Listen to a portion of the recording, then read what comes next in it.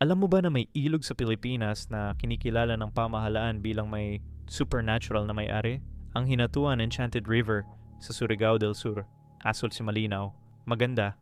Pero kung titingnan mo ang mga opisyal na record ng Coast Guard at lokal na pamahalaan, may mga taong nawala dito. Hindi sa malalim na bahagi. Sa mga lugar nakita mo pa ang buong ilalim. Nakita ng mga saksi. Nandun pa sila. Tapos wala na. Ang nakakakilabot, ang ilan sa kanila ay bumalik. At sa magkakaibang testimonya na hiniwalay at inihain sa opisyal na record, parehong-pareho ang sinasabi nila tungkol sa nangyari. Hindi sila makapaliwanag. Pero pare-pareho. Ang komunidad doon ay matagal nang may sariling mga patakaran kung kailan at paano pwedeng pumasok sa ilog. Wala itong kinalaman sa turismo. Mas matanda pa ang mga alituntuning ito kaysa sa anumang opisyal na ahensya. Ang tanong ay hindi kung may nakatira sa ilog na iyon. Ang tanong ay bakit patuloy itong pinapayagan ng gobyerno na bukas sa publiko.